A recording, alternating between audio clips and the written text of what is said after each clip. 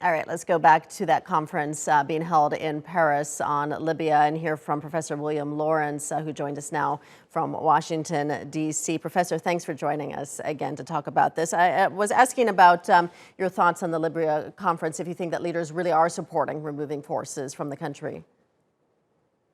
Yes, one of the really remarkable things about the Libya peace process over the last year and a half is, unlike Syria, unlike Yemen, unlike Afghanistan, unlike a number of these conflicts, a very polarized international community that had proxy militias on the ground fighting each other agreed to the Berlin process, agreed again today, not to withdraw their mercenaries, but to fully support the elections process and to stay on a roadmap. And the communique that was put out, 12 long pages of agreement, which was taken off the website and then put up again. There was some dispute there. Is a remarkable document, and I think we just got closer to having free and fair elections next month. Yeah, as far as those elections next month, what is the security situation like in Libya? Is the country prepared to handle elections, or do you think that there could be a delay? Well, it all depends on what militias do. There's been a lot of talk about delay, but when you actually drill down on what the arguments for delay are about, it's really more about trying to exclude candidates who represent opposing forces from running and other sort of gamesmanship, brinksmanship about the elections. But in terms of running the actual elections, we've had regular elections in Libya, not only in 2012 and 2014, but on the municipal level right through 2020 in the West that have gone very well.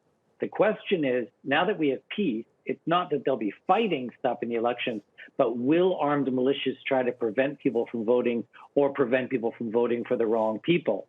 And given that the voting will be fairly polarized, and certain areas are more likely to vote sort of for this group of candidates than that, even that might not sway the elections. If you look at the latest polling for presidential polling, I think the top candidate has 55% support and the next one has 15% support. And that's Dbeibah, who's a truly national figure.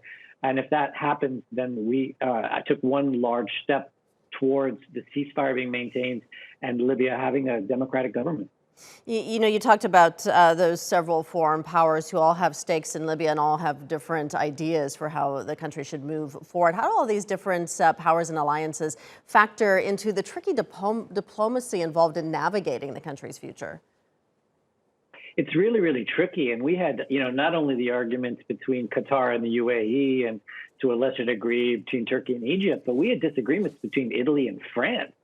And at one point, you probably don't know this, during 2016, there was a moment where British special forces and French special forces almost came into conflict with each other, who were backing different forces in the fight against ISIS, but also were on opposing sides.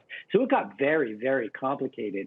But this Berlin process has been largely successful. And even though the 20,000 mercenaries are still there, the fighting itself, and particularly, as I've said before on TRT, the Turkish intervention, only about 8 months before the ceasefire, made the balance of power work out, made the ceasefire possible, made these elections possible. And so all those who've been saying all the mercenaries have to leave before the elections don't understand that the mercenaries made the elections possible.